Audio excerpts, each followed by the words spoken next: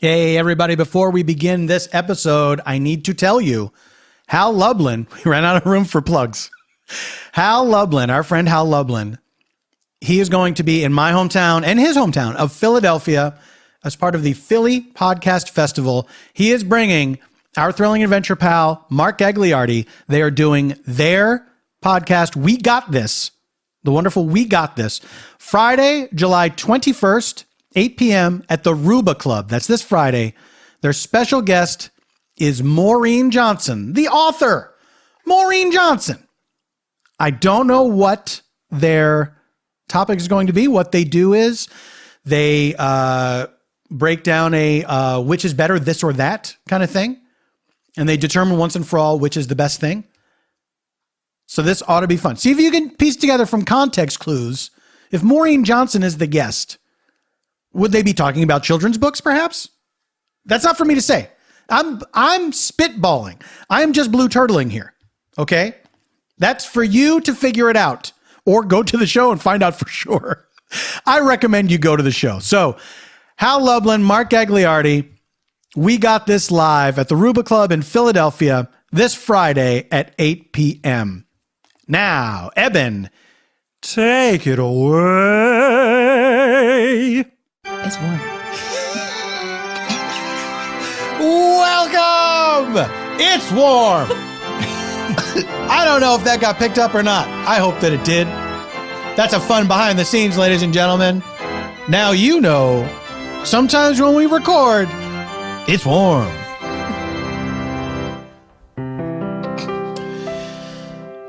Seasons. Why? Listen, I don't want to brag, but here in California, we got it all figured out. Los Angeles, one season, summer. What about spring? Slightly cooler summer. What about winter? Used to be, it rained. Not anymore. Got that all taken care of. It's just summer all year long. Endless summer, if you will. Like the movie about surfing guys? Getting a nod? That is correct. Immortal surfers, cursed to surf for eternity. Endless summer. They wanted to stop, but they made fun of a gypsy who touched their faces and said, "Endless summer." But sometimes you'll see like old dudes and ladies getting up on a surfboard. I gotta confess, I've never seen an old lady do it. I would imagine that there are old lady surfers. How about when you see a guy surfing with dogs? I saw a video the other day, and it took me a while to realize there were two dogs on the surfboard because one was at the prow of the surfboard, just standing there. Does he even get it? Because he doesn't even look like when you see a dog sticking their head out the window and how much they're enjoying that. The dog literally is just standing on a moving surfboard. Like, I don't, like, he's not jumping off, so I guess there must be some enjoyment of it, but it's not registering on his face at all. That's neither here nor there. Anyway, another dog on the guy's shoulders. Now, I really don't know if that dog's enjoying it at all. Is he like, this is unnatural, I got to get to the highest point so I can see what's going on? Save me, human. When do we eat? Or is he enjoying it the most? Or he's like, I'm enjoying it even more than you, master. You wish you were up here. Why can't the human stand on the other dog's back? Make yourself useful. Look, I could relitigate dogs on surfboards all day long. But the fact of the matter is, I want to see other animals up there. I want to see a surfing cat. I want to see a potbelly pig. I want to see a mini pig. Oh, a mini pig can run around on there. I might not be real clear on what a mini pig is. From the name, I'm assuming it's big, but very small.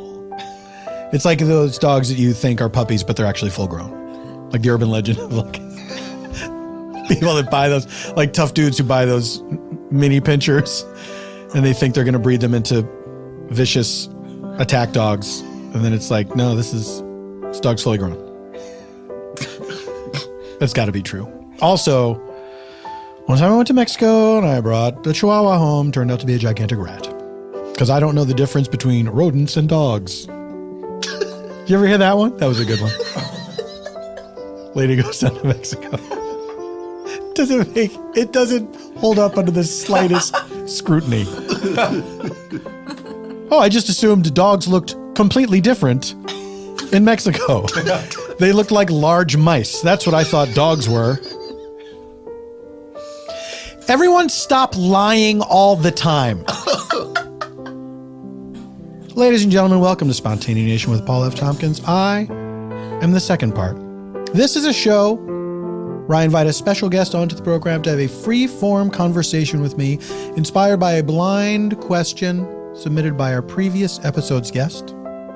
Then, I invite some improviser pals onto the program to join me in a narrative improv that is one continuous story as opposed to unconnected scenes, oftentimes utilizing details gleaned from my conversation with the aforementioned special guest. And it starts with a location provided to us by our friends on the internet. That's right. We take locations from Twitter, and then we use them right here. And it is all scored on piano by Mr. Eban Schletter. Oh, he's doing a little wipeout. Hey, now that I've discussed this before with our guest who's going to be on the program later, the person in the song Wipeout who laughs at the beginning, presumably at the other person who has wiped out, I like to think that person is in hell. Ladies and gentlemen, our special guest has not yet arrived, and so we're going to do every once in a while this happens. It's very rare. But we're going to introduce our friends from the world of Make Pretend first. Ladies and gentlemen, seated right across from me, he just put in a plug of chaw. What did you do? It's just a Listerine strip. It's Okay. a breath mint. Listerine strips are fun because you pretend like you're taking acid or something. Yeah, exactly. Say goodbye to me, guys. It's like people who hold like carrots pretend it's a cigarette. Like it's like I just need the action so I can fight like my a baby addiction. carrot? The thing, like people hold like a vegetable. You guys, everyone's aware of this, right? Yeah. Thank you. I'm not a crazy person. I'm sorry, everyone is aware of this? I literally saw a guy holding a carrot outside his car, putting it in his mouth, flicking the ash off of it. He was a young guy, young Hispanic gentleman. He's trying to quit smoking. So he just and he kept putting it and then twitching out the window. Is it possible he's one of the impractical jokers? And you were getting pranked into thinking this guy was cool. You know what? That sounds like one of the greatest pranks of all time. So I would assume you're correct. Without a doubt, it sounds like one of the greatest pranks of all time. This driver think that this other driver thinks he's smoking a carrot. Watch as hilarity ensues. Isn't that the basis of most pranks? Is like you come across a thing and it's a weird thing, and your response is that's weird, and then the pranker is like, ha ha, it wasn't weird. We did it on purpose. And now we need you to sign these release forms. Anyway, Jordan Black. Hola. Never said your name. You did. But the idea of the Impractical Jokers is they humiliate each other, right? I'd never watched the show ever once. I think that is the idea, is that they go... There is someone here who's giving me the most emphatic and heartfelt responses silently, and I don't know why it's tickling me so much. I think the idea is they all have earpieces, and so one guy has to go out in public, and the other guys are back at Impractical HQ, and they are watching this guy, and they're like, okay, now say I'm a little teapot. And then he's got to go, I'm a little teapot. I've never seen the show. I'm sure it's an excellent show. Have you seen the show? I have not seen the show. Okay, so that's probably not good for either of us to comment on what the show is. I was a regular on season 4 of Punk'd, though, and I pranked a lot of celebrities. Right. Yeah. So What was the worst one? Oh, where you felt bad? The first one, because I'll tell you, it never aired. It was with we pranked what's his name from Friends, David Schwimmer. Mm-hmm. And what I didn't expect to happen, my character, the whole concept I won't go into, but my character's job was to come in and basically just annoy him. Right. And as soon as I walk into the scene, has already started. There's other pranksters already doing stuff. Right. As soon as I walk in and I see his face, the first thought in my head was, oh my God, it's Ross and I hope he likes me. Which then I had to fight that instinct. Yeah. Because no, I have to make him hate me. Which like, I don't want Ross to hate me. I want him to love me and I want us to be best friends and I want to join the crew and hang out and have coffee. And so it was like that. And then he was not into it at all. Right. And he totally wouldn't, he just left. He knew he kind of figured out what was happening and he bailed and he was a little too smart for that show. They sent in too many weirdos. Yeah, too many weirdos. One weirdo, that's one thing. First of all, black guy at this restaurant. So he didn't say that, but I could see it in his face. But yeah, so it took a while for me to learn how to just let all of that go. When you see celebrities, you want them to like you. Sure. It's shallow, but it's true. and so I had to get over that quickly. But yeah, that one was a train wreck. Did you enjoy him in The People versus O.J. Simpson? Of course, I thought he was great. I loved the whole show, and I thought he was great. I'm a big fan. I told you, I hope he calls me someday. Maybe he will. David Schwimmer, if you're listening, call Jordan Black. Please. Let him know that it was okay. You knew what was going on, and you were like, hey, maybe I don't want to look like an asshole on TV. Right, exactly. That's basically what it is. Like, we're going to push this guy until he loses his temper. Ha-ha, we got you. Right. And I'm sure he felt like, it would be so good for my resume to have this episode of Punk. Put another one on the IMDb for Davey Schwims. Jordan, I'm going to turn next to you and look at this guy. Feels like a very long time. Feels like a mighty long time. Since he's been on the show. Yes. My old buddy from the Thrilling Adventure Hour podcast. All the episodes still up if you want to check them out. Available. Never too late. A dusty archive. That's online. right. Oh, look, here it is. He also hosts 2 other podcasts. Yes. Tights and Fights with our old friend Open Mike Eagle. And who is your third host? Danielle Radford. Danielle Radford. Forgive me.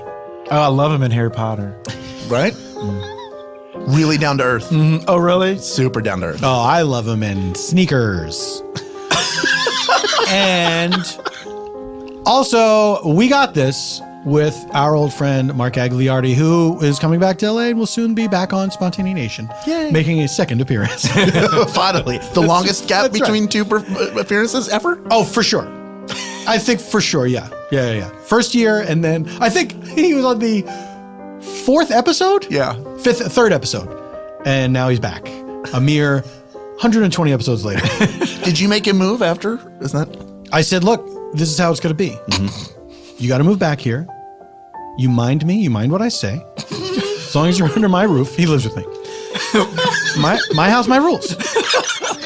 I make him take his makeup off. Yep. And I make him put on modest clothing. I'm glad that you're... Hal Lublin! Hey, it's me! Thank you. Hal, how are you doing? I'm doing well. It's so nice to be back and to see your face. I haven't seen your face in quite a time. Does it look the same? It looks better. Oh, you paused, which made me nervous. I was studying. I'm drinking it in. Drink it in. Drink in my liquid face. Your liquid face looks great. Hal, I have not yet listened to Tights and Fights because I've never been a wrestling guy. Yes. Should I still listen to it? Is there something there for me? I think that there is. We've had a lot of people who are not particularly wrestling fans who listen because Danielle and Mike are hilarious and we have a lot of fun together. And you are too. And I'm in there as well. I'm a funny guy. And also, we're real passionate about it. And hearing somebody talk passionately about something, even if you're not familiar with it, can sometimes be fun. So give it a try. Now, you grew up watching professional wrestling? Yes, I've watched it for 30 plus years. You're still watching it. That makes Still. sense. If you're doing that podcast, it makes sense. You're still watching it. Now it's like a job because there's so much of it. Is there really? Yes, there's about 6 to 7 hours of original programming every week. Wow. Yeah. That can't be true. It's true. It's true. There's It's 6 to terrible. 7 hours of professional wrestling on television every week. Yes. Of new content. New, and then they Not have the to same network. hour, they just rerun it. No, it's 3 fresh hours, then 2 fresh hours, then 1 hour, then 1 hour. They're not throwing in the Superfly, Jimmy Snuka. No, his daughter is wrestling now. What's her name? Tamina. What's her wrestling name? I Just know her Tamina wrestling Snuka? name's Tamina. Her real name's maybe Patty. I don't know. I don't know what her real name is. I apologize, Tamina. I don't know who Hal, you are. I am relying on you for your wrestling expertise. Well, I've failed. But maybe I'll say the answer on this week's episode. Did you? There you go. Oh, an enticement for the new listener. Me. Hal, did you ever play pranks when you were a kid? I did, and particularly in college, one of which went horrifically wrong. Oh. A girl that I had a very hard crush on. Oh, no. Her brother was a graduate student at Syracuse as well. And he was the nicest, most soft-spoken guy. And so my roommates and I were like, what is the most ridiculous prank we can come up with? Let's call this girl and tell her that her brother's been arrested because he went to a party with a girl who was 17 and he did not know. And because she had alcohol, he got in trouble. So What a squalid prank. it's terrible. We called and like created. It was like one roommate who she didn't know was on the phone. The others of us were like opening and closing drawers and shuffling papers and doing an alarm clock. Papers. Like, yeah, because that we were saying literally peas and carrots, carrots and peas, peas and carrots. Papers. And turns out Wait, you were creating the ambiance of a police station? yes, we wanted it to sound like so you had the ringing phone. And That was the desks alarm and clock? papers. Yeah. Because it can make it go ring, ring, ring, ring. It was the 90s. The phone still did that. Sure.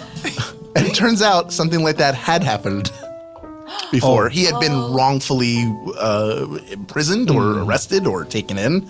So it was not taken well. And that is the last time I ever did a prank like that. Wow. Lesson learned at the age of 19. Did you ever get with that girl? Nope. You could have lied, Hal. No one's gonna. That would have Yes. been a prank on us. It's me, legendary coxman Hal Lublin. Got them all, coast to coast. Hal, you dirty bastard. I'm going to look away from you Do it. and look over here. Oh no, she hurt herself being emphatic. Oh, well, it's over. Ladies and gentlemen, welcome back to the show. Gene Villepique. Thank you so much. Thank you so much. Gene, pranks? You? Pranks you. Not in my adult life. When I was a kid, my neighbor, there was a store in our town called Trifles and Treasures that was where Oh, boy. you could buy like fake poo and fake spills and stuff. You know, those like, These sound like trifles. yeah. I would, not treasures. I would direct you to the trifle section. Also gold necklaces. It was like Halloween masks, and then they had to sell other kind of crap throughout the year. Yeah. And I think it's what my mom was like, they sell drugs out of the back. And I think they probably sold weed. It was a very low stakes town. But we got that gum. There was a, Low stakes down. you know, you could pull the gum out and it would snap. Did you ever see Yeah. that? Yeah. And my friend Heather and I we bought it and we gave it to her mom. And we're like, take a piece. And she took it out with her teeth. And we were like, oh. And it chipped her tooth. And we were both in such big trouble. I was like, I will never, ever do that again. I don't even like lying. I don't like any of it. Plus, Heather did it. I was just there, not saying it. Well, I remember when I was a kid, scaring people was a big thing. Like me and my cousins, my cousins especially loved it. My cousin Denise, I recall, we lived next door to each other, and she loved it, and she was very artful about it. And I remember one time being in their kitchen. I was with my cousin Doreen, her sister, and we were talking in the kitchen, and then all of a sudden, this weird old man came into the room. She had somehow gotten this mask. Like, in my memory, it's still an extremely creepy old man mask, like too realistic, especially for the time. Like, why is this movie quality mask being sold, you know, to just regular customers? And she had like a blanket wrapped around herself and like a gnarled stick, and she like came in, she acted it out perfectly, and it was fucking terrifying. God. Terrifying. I hate being scared, and I also at those Halloween nights you can go to here. Like Universal has one, and there's the other hayride one. But I can't even. I went to the Universal one once, and there's the guys with the fake chainsaws, just like, and I'm like, why would a person take this job? Like, I get very. Why do you want to cause upset to another human being? And everyone's like, just fucking relax. So it's not my cup of tea. But that kind of jumping out, like the guys with the chainsaws, they are so in love with themselves. Yeah, they're really aggressive. Like, I'm not going to touch you, but like, or what do the guys have where they scrape the thing on the ground and it makes sparks? Yes, what do they have? Is it like an axe or something? Or isn't it a stick? Like it's got like a a stick scythe on the end of it. It's like or an axe or something. I guess. Yeah. But it's just like it's just a loud noise. You know what I mean? Like, I don't think that you're an escaped lunatic. I think that you're just a college kid with a. You guys seem to have the wrong attitude about haunted houses. Now, hold on a second, Jordan. You go because you want to be scared. But now, hold on. They're not coming to your house and doing this. No, they are. They wish they could. That's it. They're very They wish they could. I was a big fan for many years of the Hollywood Hayride, the Haunted Hollywood Hayride. And what I liked about it was there would be, you get on this trailer that's got hay on it, and it's wildly uncomfortable. And they drag you along, and it's where the old zoo used to be in Griffith Park, and so that there will be like some generic, scary things, or whatever, like a scary clown or whatever.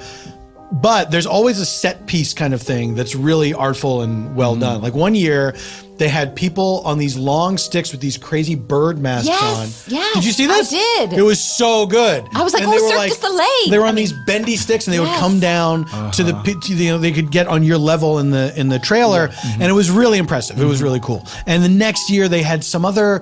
I forget what the big set piece was, but it was really amazing. And then last year, it sucked. Because they sold it. It was on Shark Tank or something. And they sold it to some corporation who made it just garbage. And guess what? You know how the ghouls are not allowed to touch you? These ghouls touched us. No.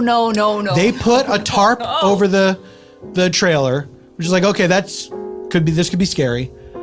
And then they were supposed to just bang on the sides, but they were like touching people. That is not allowed. No way. No. Anyone could do that. There's no artistry to that. any stranger That's touches scary you, in it's any scary. situation. That's at the supermarket. I'm scared. Exactly. Did that person just touch me? And that's where I do it. I throw tarps over people at the supermarket just to get a sense of the topography of their faces. It's like a fun improv everywhere. Yeah, that's it. Now you're in the show. All right, ladies and gentlemen, we have to take a break. When we return, our guest will be here. In real life, I hope that is true. I hope it takes the same amount of time for you as it does for me. No, for me as it does for you. You understand what I'm saying. Everyone leave Paul alone. We have to take a break. During the break, listen to the ad.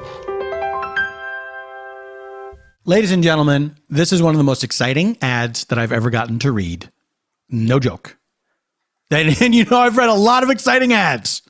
Remember the time I read that ad for that building on fire? But I'm legit excited to tell you. The cult classic TV comedy Dr. Katz, Professional Therapist. You remember that? The animated show, Squiggle Vision. It is coming back in a different form. Dr. Katz, the audio files.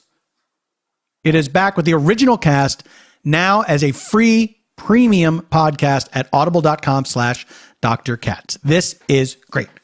I want you to join 15 of comedy's biggest stars as they bare their souls on the couch with Hollywood's favorite shrink, Jonathan Katz, for 15 minutes.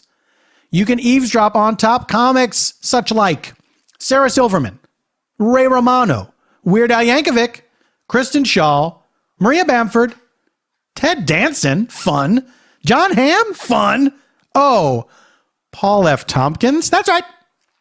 And more. Comedians finally get the therapy they need, and you get free antidepressants in your ears. They're saying like laughter is the best medicine. The new episode with Weird Al is there now. So go listen to Dr. Katz. The audio file is available exclusively now at audible.com/Dr. Katz. I was thrilled to be a part of this. I was thrilled to be a part of the original series. Dr. Katz remains one of my favorite people and things on earth. So go to audible.com/DRKATZ. It's everything from D to Z. Indochino. That's right. Indochino. I say it like that because they're an exciting company. They make made-to-measure suits so you look like a good one and not a bad one. Listen, you can go get a suit off the rack at a department store. You can get a good suit. It'll look nice, but a made-to-measure suit that's made to your measurements, that looks 1 million times better. You don't believe me? You have to. I always tell the truth. It's the other guy who always lies. Every man looks better in a suit. Some women do too. Oh, it's modern times. Indochino is making it easy to get a perfectly tailored suit at an incredible price. You can choose from hundreds of top quality fabrics and personalize your suit just the way you want, which you can't do on a rack. Either buying a suit there or being tortured. You think an Inquisition guy is going to be like, oh, what would you like your dream suit to look like? No. He's going to pull the lever, stretch out your back more, stick you with a hot poker. You could choose from hundreds of top quality fabrics and personalize your suit just the way you want it, whether it's for work, a wedding, another special occasion, like another wedding. Weddings happen, guys. People are getting married all the time. Till you get older, and then like maybe a couple of your kids get married, or everyone you know is dead. I'm almost there. Indochino has suited up hundreds of thousands of men and are now the largest made-to-measure menswear brand in the world. That's a brag, but they made me say it, so it's not them bragging. I get it. Very clever, Indochino. Visit Indochino.com or drop by one of their 9 North American showrooms. Pick from hundreds of fabrics and patterns. Choose your customizations from lapels to pleats to jacket linings, more. Submit your body measurements. Then, in just 4 weeks, you have the best, most stylish suit you've ever worn. And you're going to think, Paul, thank you. Specifically, Paul F. Tompkins. This week, my listeners can get any premium Indochino suit for $379. Come on, guys. That's nothing. Indochino.com. When you enter PFT at checkout, that's the hitch. Yeah, you got to throw a little my way. That's 50% off. I just like to wet my beak. That's 50% off the regular price for a made-to-measure premium suit for you. Plus, shipping is free. Not bad. That's Indochino.com, promo code PFT for any premium suit for just $379 and free shipping. You will never have to worry about badly fitting suits or expensive trips to the tailor again. All you have to do is get ready to look like $1 million. Sue me, Michael Buffer. It's warmer. Welcome back to Spontaneanation, ladies and gentlemen. Well, guess what happened? Our guest arrived.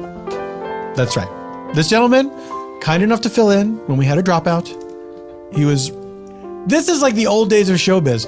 He happened to be recording his own show right next door, and he was in the studio. He thought he'd drop by. I heard you had Please, an I haven't emergency. introduced you. I haven't. He got turned into Frankenstein. The doctor, not the monster.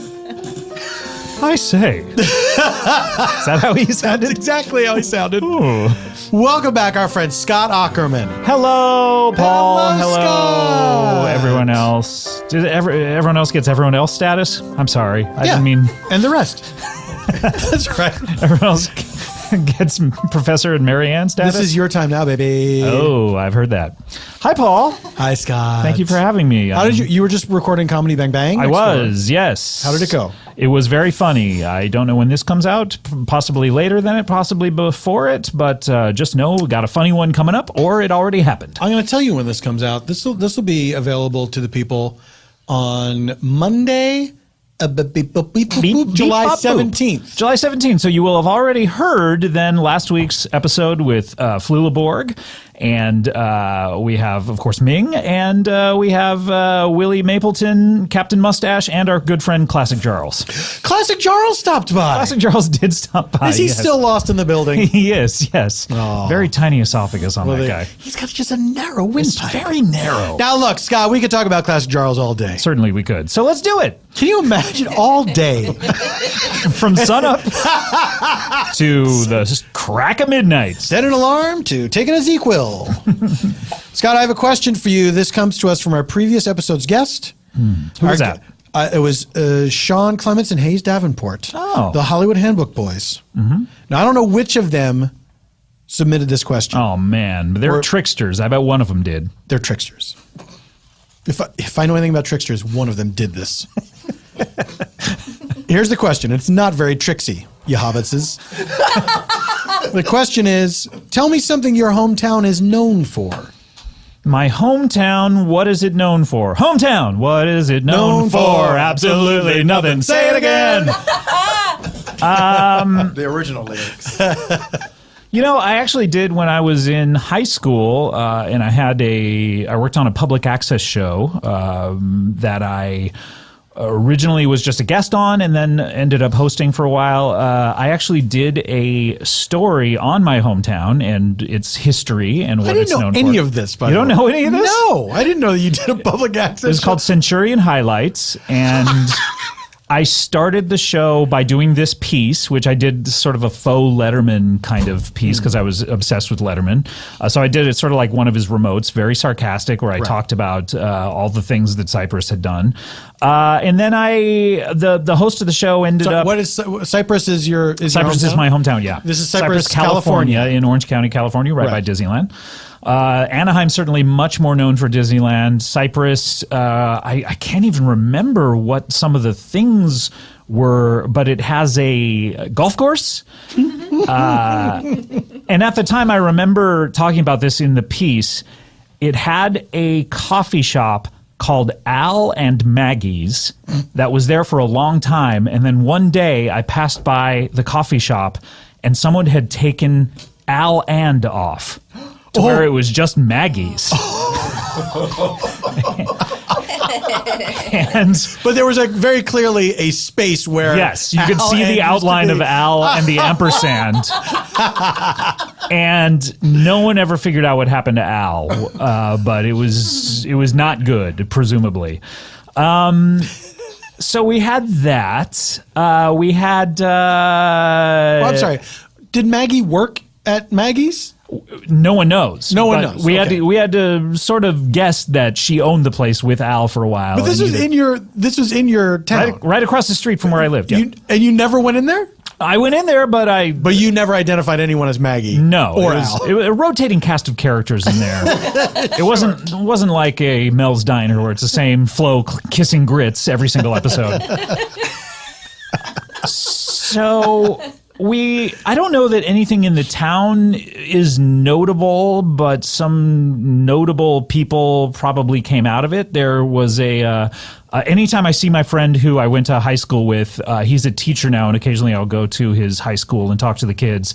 He'll bring up random people that went to our high school and sort of brag about them. And strangely enough, he always brings up the guy who played the faux odd job in the Mike Myers, Austin Powers movies, who ended up murdering someone. Does he still? He still brings him up. Oh, he should I just did it. He's like, oh yeah, and that guy who was in Austin Powers. Okay, that guy's name came up the other day. I forget where I was, and we looked him up. Because like, whatever, didn't that guy go to jail or something? And then we looked it up, and it's horrific. Yes. It's bad. Not a good story. No, not a good story. No. This was not like oh, that guy fell into some trouble or whatever. He tortured someone. It's not good. He's in prison. Yeah. It's sort of like me. The other day I was like, whatever happened to Mystical? You know, the rapper Mystical? And I looked him up and it was like, oh, that's not good either. I'll look that up off air. Yes. No, but wait, does your friend know? Yes. Why? And he still brags about the guy like, well, he had a toehold in show business. Also, do these kids give a shit about the Austin Powers verse? You know what I mean? It's so long ago to them. Do kids give a shit about what I do? No, it turns out. So, hey, you would go, when's the last time you did this? I did it maybe a month ago. Okay. 6 weeks ago. And so you go and you 7 weeks. Is the idea eight. Let's just call it 8. Is the idea that you will give a sort of presentation on who you are and what you do for a living, and then they'll have questions? Yes, it's hard to fill an entire hour of a class. Jesus, yes. It's real, especially when no one knows what you do and they don't have questions. This guy's really coasting, your friend. An hour? Because at most this would be a half hour. One would think, but Yeah. he tells me they all talk about it for several days, if not weeks after, and they're all excited about it Yeah, later. because they didn't have to do anything. When can we have more guests? That was very enlightening. Yeah. I mean, great kids. You know, I went to our good friend Harris Whittle's school and talked to them, and it's an art school, and there was a certain subset of those kids who were very aware of what I do and had a lot of questions. And so that was easy to fill the entire hour. But with these people, it's a school relatively near here in the sort of like downtown LA area, and none of them have any idea. They know about show business. It's not exotic to them. Usually, I've done a few of these. It boils down to questions of who's the most famous person you know. And they'll go, do you know Jack Black?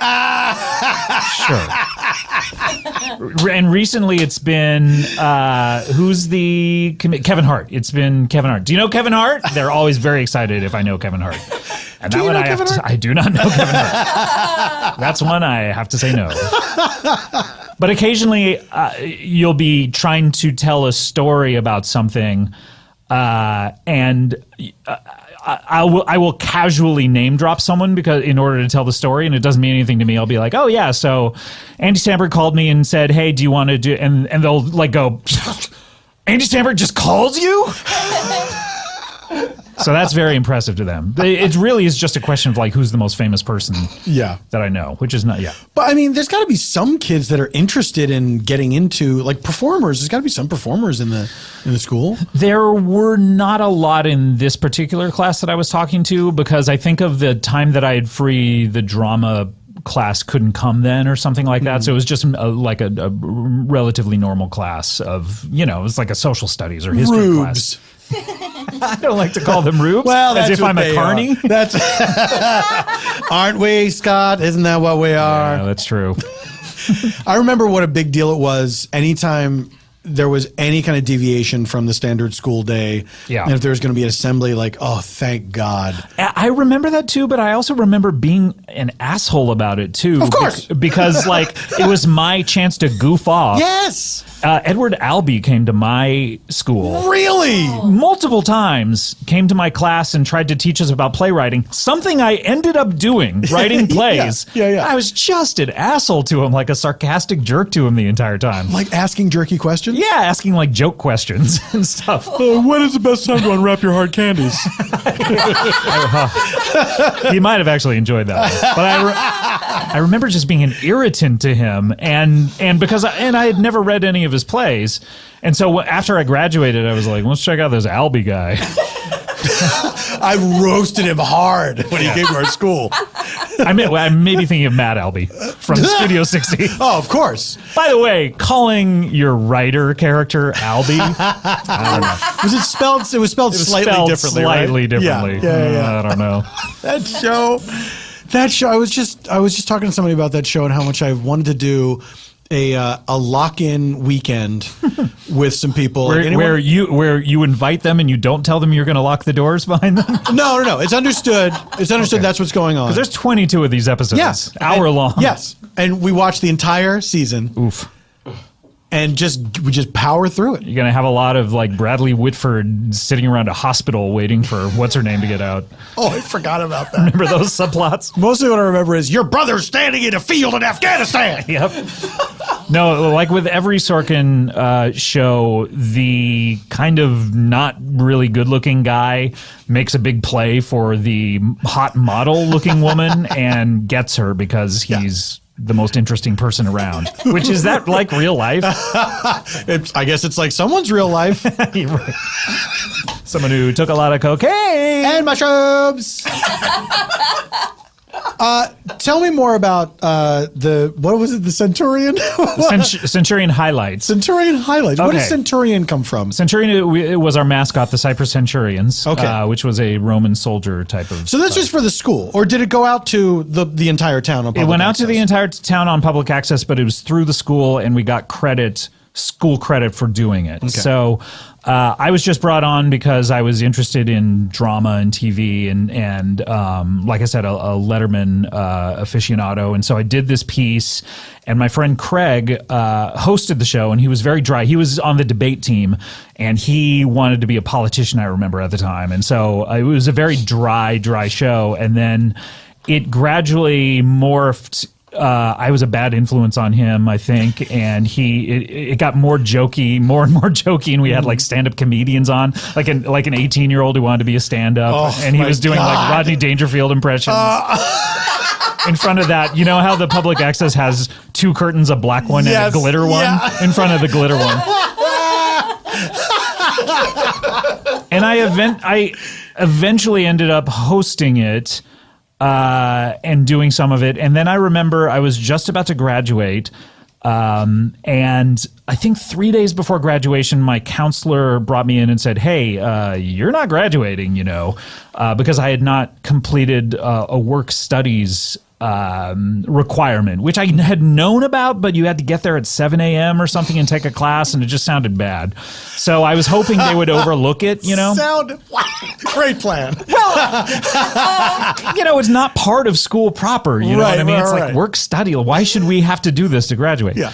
Was my thinking. So I almost didn't graduate because I was going to flunk typing. I was so terrible at it. And I knew I was failing, and then I think they just like, we can't hold this guy from graduating for typing. Which, by the way, that is the class that people use the most nowadays. You use it way more than math. Who knew? At the time, it was just like, well, I mean, I'm not going to work in a fancy office and type all day. But now we do it every single day. That's right. And I'm still just as bad as I was then. So they were like, unless there's some way for you to get these, 5 credits of work study, you're not graduating. And so I went to... Unless there's some way. Like, they didn't have any ideas? They didn't have any ideas. So I went to the guy at the public access station who ran the show. He was a one-armed man named Dave. And I don't care. And You just got it? Yeah, there we go. And I sat down with him, and I had stopped doing the show. It was a tumultuous senior year for me, and I was going to the art school across town for half the day.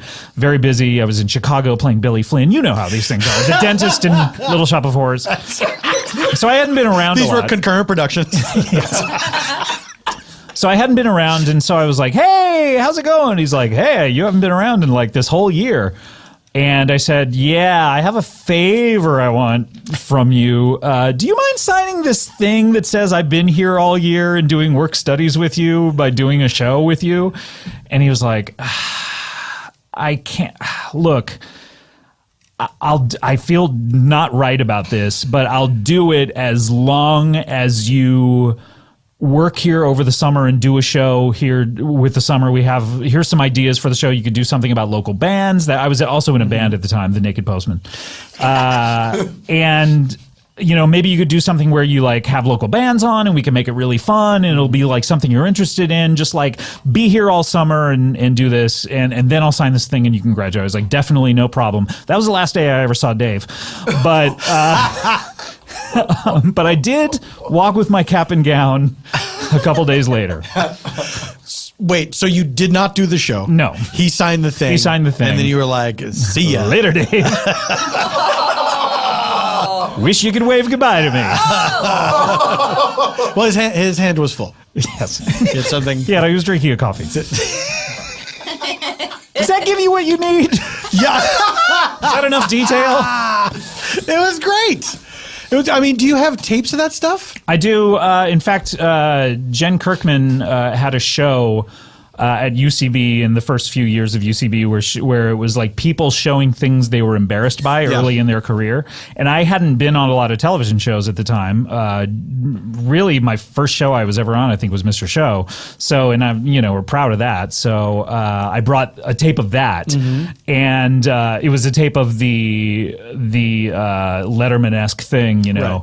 And I showed it, and she comes up to me backstage and goes, "This is a show about things you're embarrassed about, not things you would still be doing now." Like, it was exactly like everything I do right now. Was it good? Like, do you look at it and say it's not bad? Yeah, it was funny. Yeah. I mean, for a 15-year-old kid who's just the most sarcastic person in the world, it was, I like delved deep into what happened to Al of Al and Maggie's. I was like, let's figure this out. I have some tapes, yeah. I still have VHSs of my high school musicals. I wish I had those. Choir. I had those for a long time. Choir performances. Sure. Yeah. Celebrate good times. Come on. Dun, dun, dun, dun. All the dancing. Would your parents have any of that stuff or no? I think they got rid of it. Well, I mean, they're sort of hack ratty, so maybe they still have it. But I probably still have some in storage somewhere. Yeah. Some of those. We got to do that at some point. Yeah. Let's do a lock-in of that. Yeah. Right after our Studio 60. But you have to, here's the thing is, you have to watch the whole musical. Oh, God. Oof. With that, because I remember, my memory was that I was good, right? Like I was a good actor. Hot shit. But I remember rewatching the first Star Wars movie, and like Harrison Ford in that movie, his acting is everything is so slow and deliberate. I'm like, oh, that was what I was like in high school. Yeah, you still hadn't learned. Yeah, you think it's super smooth. You're good for that. Hey, listen, I'm acting here. Yeah. You better watch. A lot of pauses after someone else's line where you think about what you're going to say. Yeah, you make an acting face. Yeah, I remember when I was in acting class and the teacher told me, "Oh, most people think of what they're going to say while the other person is talking," and that was like a revelation to me. Of like, oh yeah, I don't have to pause after every single person. Yeah, we're all rude assholes. Yeah. Speaking of which, we got to take a break for an ad that you're going to listen to, because that's the way the system works. Ladies and gentlemen, when we return, we will reveal our location provided to us by the social networking platform Twitter, and then we will do our improv. All this and nothing else when Spontaneanation returns.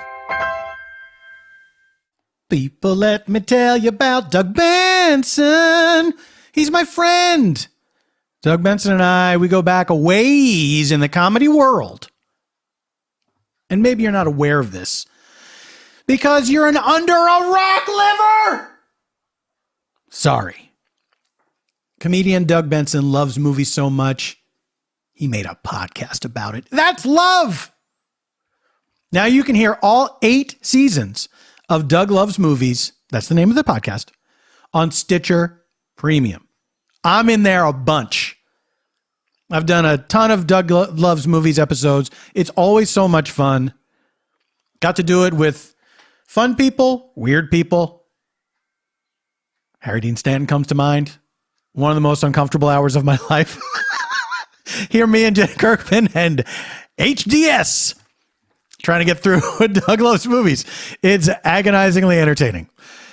You can hear bonus episodes. You can hear the Benson Interruption. The Benson Interruption is Doug doing a stand-up show where people are doing their stand-up and then Doug interrupts them with funny things, and it's fun. I've done that one too. I don't know if I'm in the recorded version. I might be. And these are all completely ad-free. That is over 1,000 hours of Doug Benson podcasts, 9,000 more hours to be Doug Benson, for just $4.99 a month or $34.99 a year. That is a bargain. Stitcher Premium is where it's all happening. Start listening now with a 1 month free trial. I'm a little boy who's eating marshmallows. Start listening now with a 1 month free trial of Stitcher Premium. You go to StitcherPremium.com/Doug. and use promo code SPONT at checkout to get your free month. That's Stitcher, Stitcher, spelled just like the person who administers the stitches to snitches. Doug, D-O-U-G, not D-U-G, D-O-U-G. He's a person. He's not the past tense of digging. And promo code SPONT, S-P-O-N-T. That is StitcherPremium.com/Doug, promo code S-P-O-N-T. It's hot. Welcome back to Spontaneanation, ladies and gentlemen. Goodbye, Scott Aukerman. Thank you for being here. We are ready, ladies and gentlemen. We're ready to begin our improv. We're going to reveal our location to you, provided by a Twitter user. If you would like to submit a location to Spontaneanation, first follow us at Spontaneanation, just like the name of the show, on Twitter. We usually record Wednesdays, and we will send out a prompt. Sometimes we record on other days of the week. So look for the prompt. The prompt will say, we're recording. Give us a location. You got 5 minutes. Go.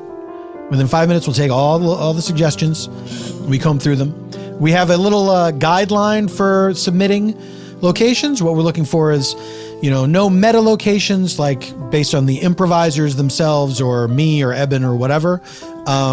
We don't want things that are too timely, because they might not be timely anymore by the time the episode comes out, or it might just be a bummer for everybody. And try to be concise. Try not to make the descriptions too very descriptive, because it gives us less to do. It makes it a little bit less fun. And also try not to submit things that we have done before. That comes up every once in a while. We've done over 100 episodes now, and so there's a few things we've gotten to. But for the most part, that has stopped happening. And that's pretty much it. So yeah, follow us, Spontaneanation, and we will send you the prompt when we're looking for locations, and we will choose a location. Now, before we reveal that location, let me say this. In order to aid us in our storytelling, we use 3 sound effects that move us about in time. Let's say we need to travel to the past for some reason. Somebody's having a memory. We're learning how something came to be. You'll hear this flashback sound effect. That takes us into the past. Let's say we want to return from the past to the present day, or travel to the mysterious future. You'll hear this flash forward sound effect. That takes us to the future. This last one only moves us in space, not in time. Let's say we're in the present day. We want to find out what is happening somewhere else at the exact same time. We use this meanwhile button. We just moved in space, not in time. Past. Present. Future. Everyone gets it. And now, ladies and gentlemen, it's time to reveal our location provided to us by Twitter user Megan Joyce. Megan Joyce. And that location is karaoke night at a small logging town tavern. We take you now to karaoke night at a small logging town tavern. All right, Jaeger shots for all. Happy birthday, William. Happy birthday, William. Thanks. Hey, William, just had happy birthday, man. You really did it, man. We didn't even think you was gonna be able to make that another year, man. William, birthday, man. Thanks, Pete. I'm appreciative to be here on this planet one more day. Pete, what? One more day? Well, yeah, I never know. One day to the next. Every day I go to bed and say, if this was it, that's enough. That's true. Now, I know you're down to the one arm. Mm-hmm. And I appreciate you waving me over to your table That's right. to wish you a happy birthday. Yeah, he had to put down his beer to wave you over. So that's a big commitment. And it's your day, too. You shouldn't have to do that. You know what? My day is made better by all the people around me.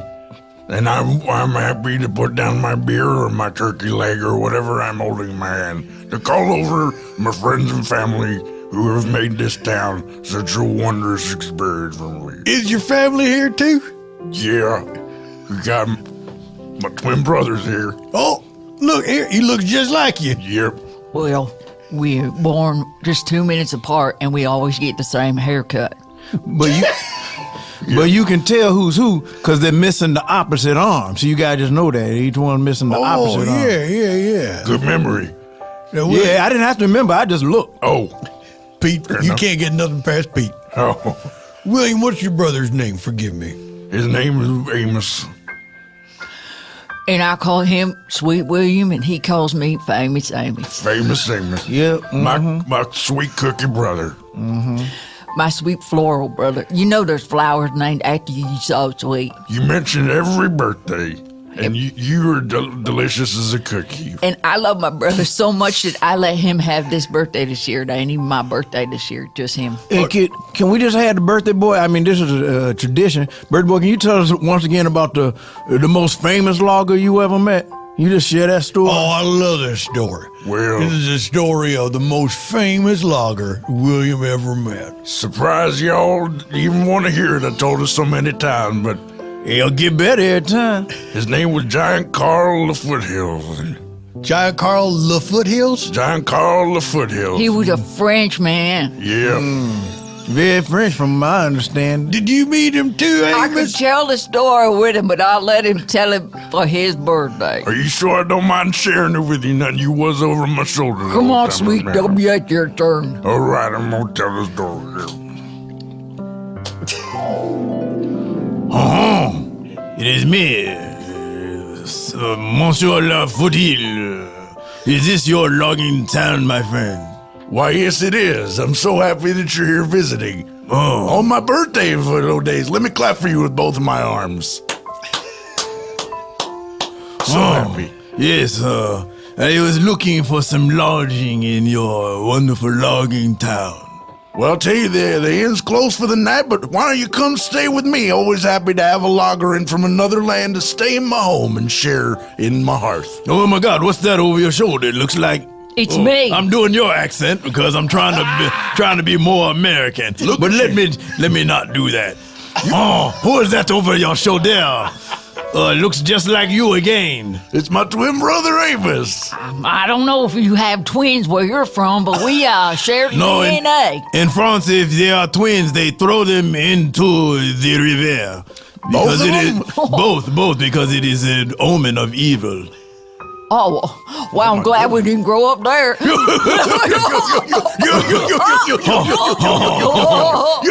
I love your French laugh. To me, it is just a laugh. How are first bites? Who is this wonderful, gentle lady? I'm your server. My name's Denise. Everything okay so far? Our first bites were delicious. We had several bites. I can't even remember the first one. Would you like another chair for your friend here? Monsieur Lafoots.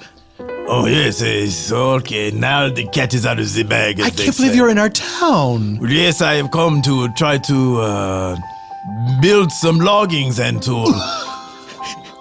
to also start something that I picked up in France called that the French invented called karaoke. The empty orchestra? Exactly. Oui, oui, my sweet lady. Mon chéri? Yeah, perhaps? mon chéri. That's some French talk. I was going to say mademoiselle, but then I realized you're much too young. That actually does mean an unmarried woman, so you would have been right on the mark. Okay, well, there you go. It's funny that all the times you told the story, I never put it together that you had a twin brother, and now we meet him. It was kind of surprising to meet Amos for the first time, but of course, you mentioned him every time you told that story. We were hiding in plain sight the whole time. And I didn't remember that the French man brought karaoke here because he said the French invented that, but I could have sworn it was Japanese. But what do I know? I'm just a simple logger. Well, another round of Jaegers for y'all. Keep going through that like it's a thin sock Bernice, are winner. these on the house? I These just are want on to be the clear. house. Okay, yes, Oh, another thank round, you, please. They are Bernice. on the house of Bernice and David. All right, next up, we got William. Birthday boy, William. Oh, William, Oh, now, you're gonna sing your as a song. surprise for your birthday, we put in some songs and We pranked you. yeah, you're not going to know which one it is until you get up We there. did a prank on you. You varmints. Good luck. You did it. Good luck. I hope it's not you gotta sing the national anthem of a country you don't know or the Greek alphabet. Don't give it away now. We'll I see. don't know what to expect now. You darn tricksters done did it for me. All right, here's William. William to sing. Well, it's so hard to make out this handwriting. What does this say here? Apple trees and moonbeams, parentheses, hi there, close parentheses. Oh, this is a classic. Apple trees move me Easy. We didn't do too bad on it.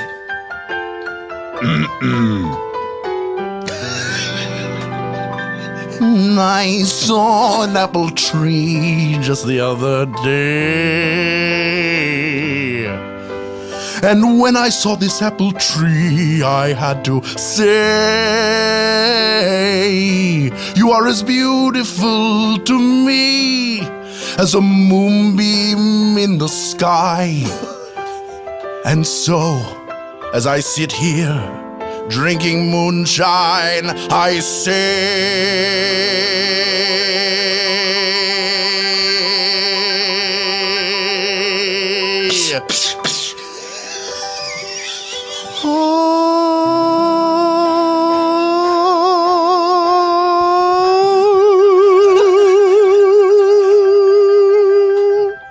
Or something like that. That was beautiful. That was beautiful, William. Oh my God, pass the tissue. I can't believe you broke them glasses before you even got to the high note. Yeah, you got a real high frequency out of your low notes. You brother. missed your calling. That's what I say. You missed your calling. You're that's clearly William. terrible as a logger. You cut your own arm off. But you'd have been a singer. It was my fault for wearing that brown shirt.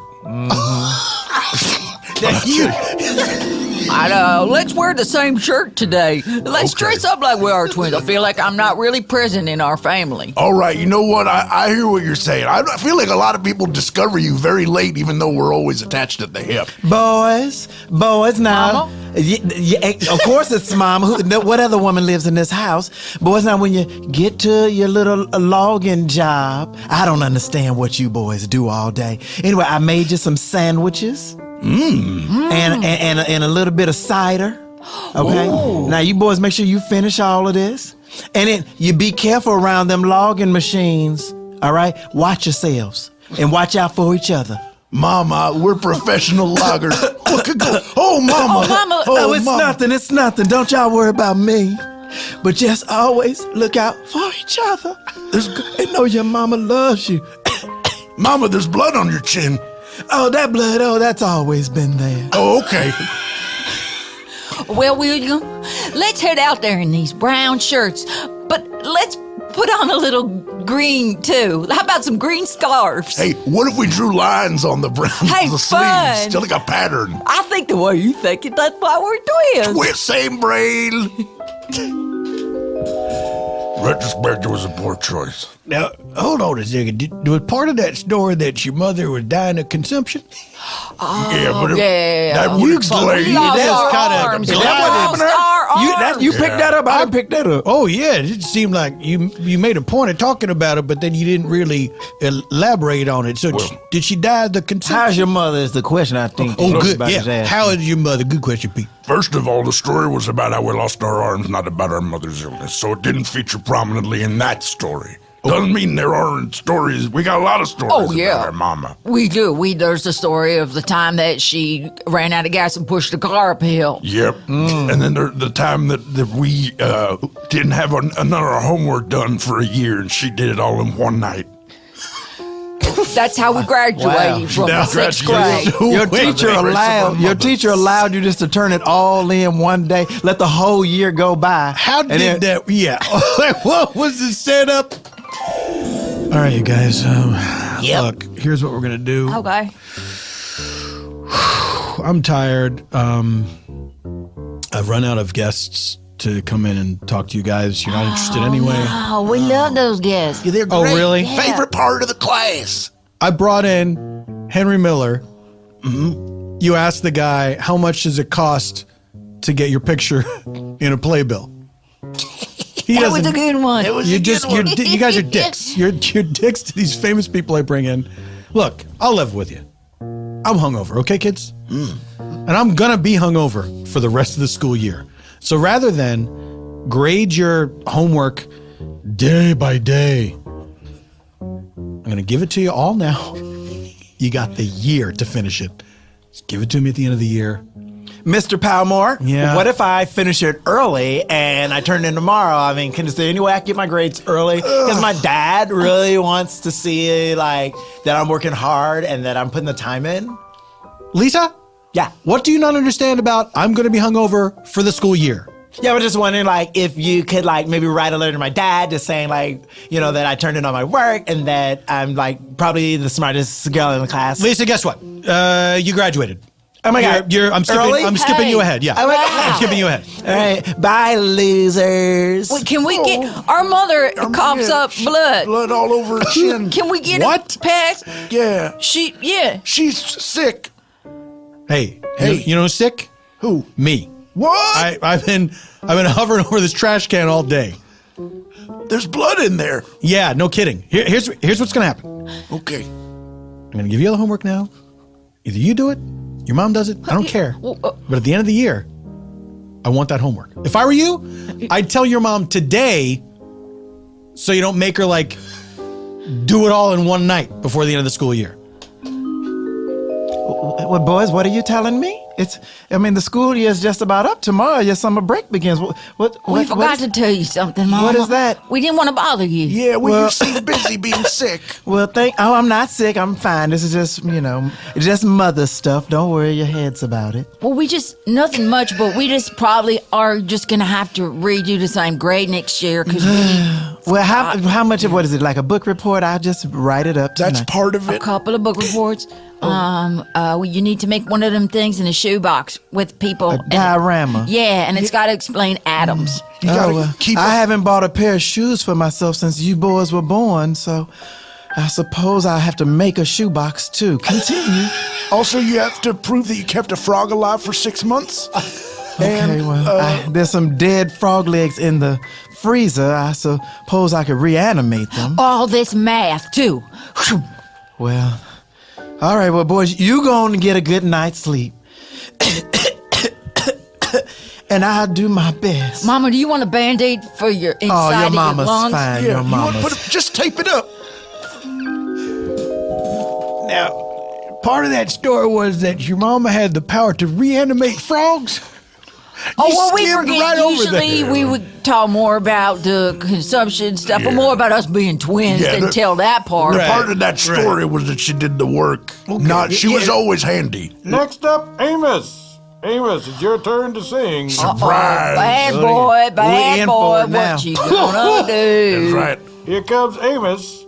Amos is going to sing that famous old song. Anybody here remember how to jitterbug? Here's Amos. Would anybody here remember how to jitterbug? Well, everybody can look back and remember third grade. Everybody's brain works and think they got it made, but they don't always remember the things that go glug glug, like different bugs and different frogs and a dance called a jitterbug. Hi, we all got to remember to flip your ladies high and swoosh them through the middle of your legs until they fly in the sky. Oh, and they got to wear clothes from the 1940s decade, 'cause that's when men's were women's and women's had it made. Amos. It sounds just like the record. You sound just like the record. I thought you was lip syncing to the record. Well, So many gifts. So many gifts in one So family. talented. Pete, anybody in your family got any talents like these guys got in their family? There was I have a distant cousin who How far away? he lives over in Buterville. All the way over to Beautiful. Oh yeah. You'd have to get in a car to get to his house. Whoa, can you imagine such a trip? I reckon I could. I never been in a car in my life, and I never will If go in one. if God wanted us to be in cars, he'd have put wheels on us. Right. when we were born. And kept them filled up with gas so your mama didn't have to push you up a little hill. That's right. Exactly. Oh, yeah, I forgot about that story. We had a car, but we done put it in the river. Yeah, that's it. She put it in there and pushed it down. My Pushed distant, it uphill into the river. My distant cousin, his name was Roland. It is, bro. He's not dead. Oh, it's good. I say was because most of my family members are passed. A lot of people cough up blood. yeah, Well, that's your mother for sure. And that teacher. But he has a really strong back teeth muscles. Like he can chew through anything. I don't care what you give him, doggone it. He will break it with them back teeth muscles. He will break it right through it. You give him anything, a ruler, he can just crack it with his back teeth muscle. I hope he don't suffer from the seizures, because that's going to be counterproductive. I can't swear I'm not no doctor. But What? yeah, oh well. You took out my appendix. Well, I mean, it was in a pinch.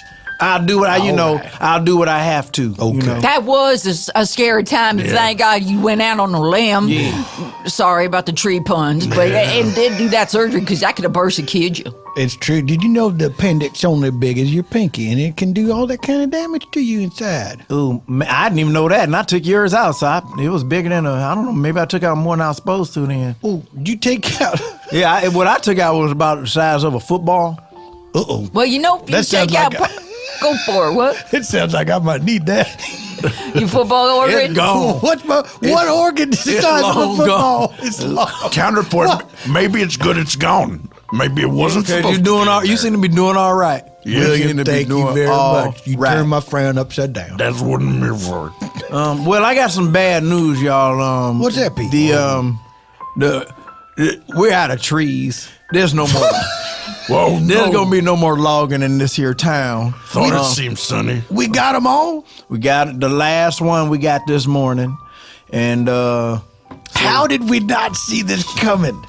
this. You know what? I blame corporate America. Yeah. I blame corporate America for incorporating everything and not letting it just be the way it was in the old times. I feel like we didn't see the lack of forest for the trees. I feel like we focused so hard on each tree That's that right, we didn't see the rest of them not being there. That's right. I was only looking at one tree at a time. That's what it said in the logging factory.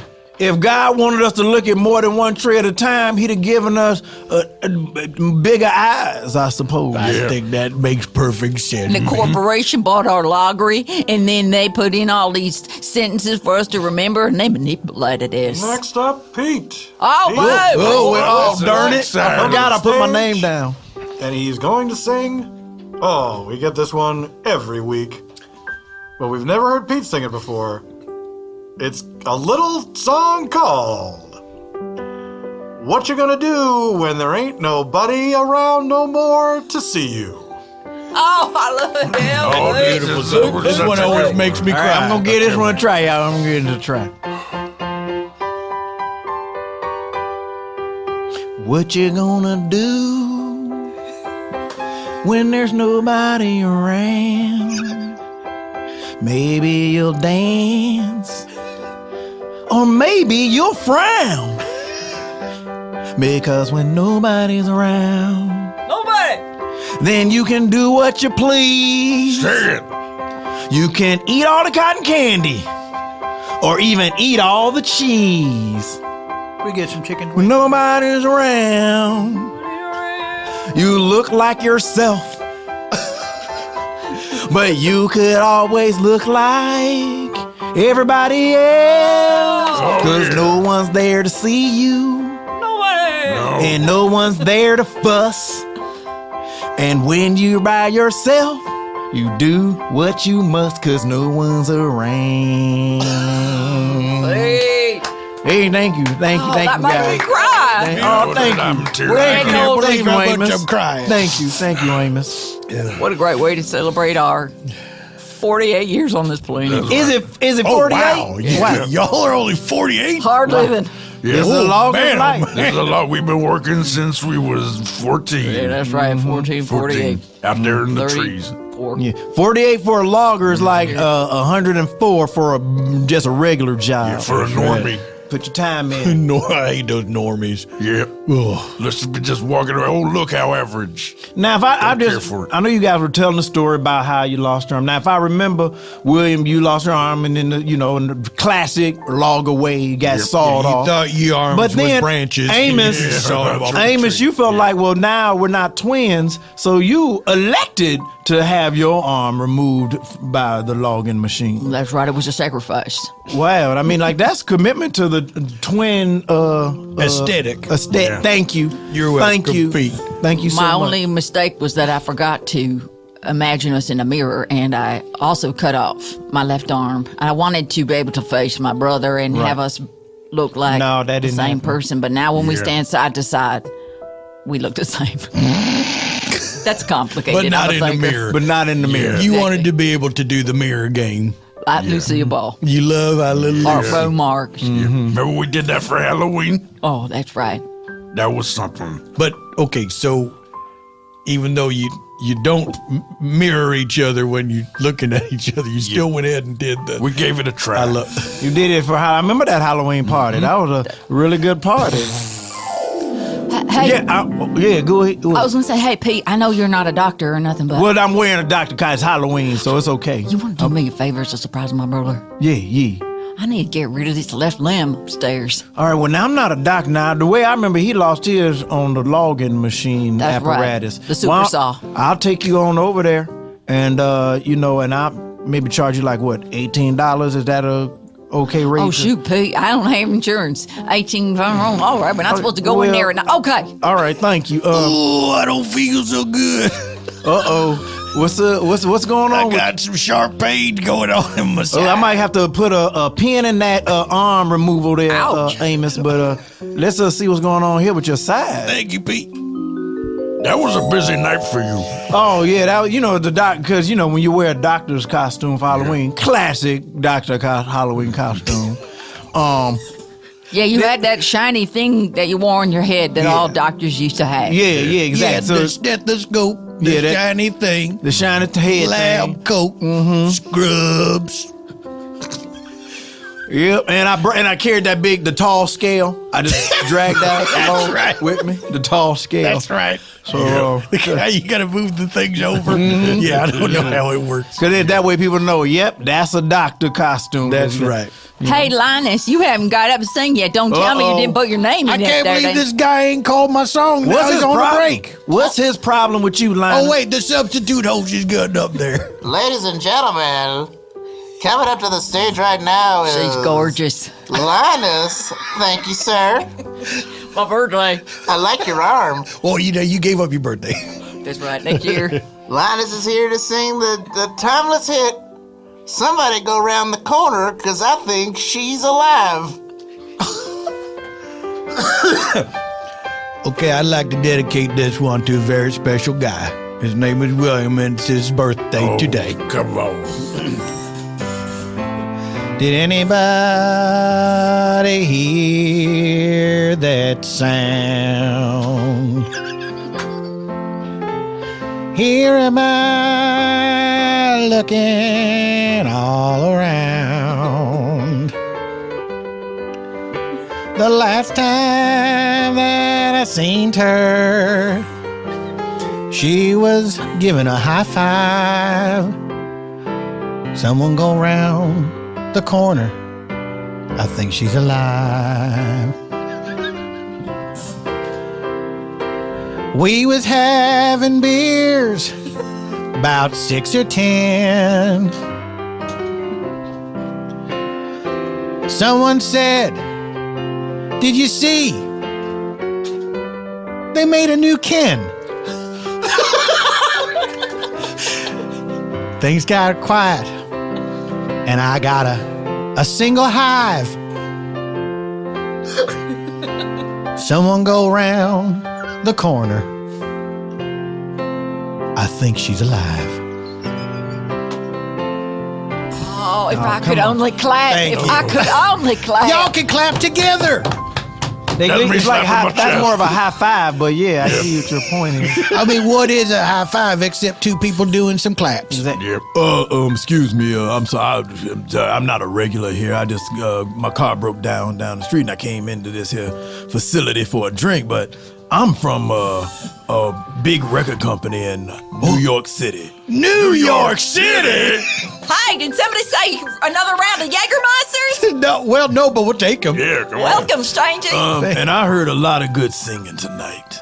And I'd like to offer record contracts to every person in this town. What? Oh, well, we only had one arm apiece. Yeah. You know what? We'll use that. You'll be the one-armed singers. Did you? All of us? Is that gonna be a problem? It's a record contract. Yeah, you know what? No. I mean, I'll do what it takes. Sometimes people think I'm a doctor, so if you need somebody to take them arms off, I mean, like, I already took off Amos's arm, so, Linus? You know what? I like this town more and more the more I spend time here. New York City. Wow, and you came all the way here. Did you come in an automobile? There was an airplane ride. Oh! And then I took a shuttle to the rental car facility. All right, we don't need everything, but that is impressive. I mean, we's impressed. You don't have to brag. Oh, I didn't realize. Well, you're rubbing our faces in a little bit. Well, listen, it's great news, guys. We don't need this town no more, even though we got no trees left, because we gonna be recording artists. Let's burn it down. Yeah, let's burn it down. Wait, what? I mean, your mother still lives here, don't she? I mean, y'all don't want to, your mother don't want to. Oh, yeah. Is your mother still alive? We should go check around the Let's corner. go. She'll be coming around. Baba, open up. Mama, If you Who's there? Who's there? It's Amos. and William. My boys? My boys? I'm here too, missus. Oh, that Linus? Good old. Come on in. Oh, Mama. We want to apologize for not having been in touch. It's been a while, that's true, but I know you boys done good. Oh, what happened to your arms? Oh, so much has happened, Mama. Yeah, so we much. 48 years old. But listen, the good news is your boys done you proud. They's gonna be major recording artists. My boys y'all gonna be on that America Got Talent. Probably. Sky's the limit. I mean, they already got recording contracts. Yeah. I feel like they bypassed America's Got Talent. That would be a cherry. I don't on watch. Sunday. I don't watch the show, though, so I Linus, don't really know. we how You've step on it their always neck. had a sass mouth. Uh-oh. Your whole family was always trash. It's true, and they still trash remain. Oh, wait, is that Pete over there? Yeah, ma'am, I'm back here. Oh, good old Pete. I'm surprised you was a little runt of a child. I'm glad to see you pulled on through. Glad to see you pull through, ma'am. Now he's 6'7". Yeah, look at Well, it. I'm looking, yeah. So, boys, what brings you to home? To be honest, Mama, we just weren't sure if you were alive or not. Yeah, we wanted to check before we burned the town down to its foundations. Turns out I wasn't sick all them years. What? It turns out when I was coughing up blood, most of it was the pomegranate juice I was drinking. I was just drinking a lot of pomegranate juice. So when she's telling y'all not to worry about it, you really didn't have to worry about it. But also, you apparently didn't worry about it. So I guess we obeyed? Yeah. They was always good boys, Linus. It sounds like this story done got wrapped up in a nice, neat little bow. Mrs., would you do us the great honor of pushing us in a car all the way to New York City? Oh, I've been waiting to hear that my whole life. Yay. And it all happened in a place called Spontaneanation. Ladies and gentlemen, goodbye.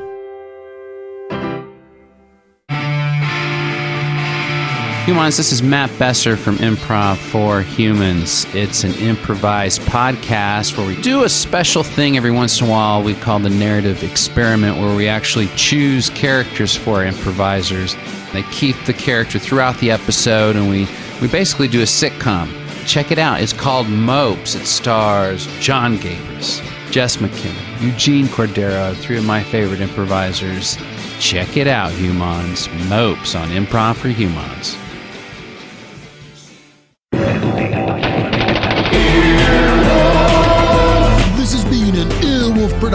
executive producers Scott Aukerman, Chris Bannon, Colin Anderson, and Paul F. Tompkins. For more media and content, go to earwolf.com.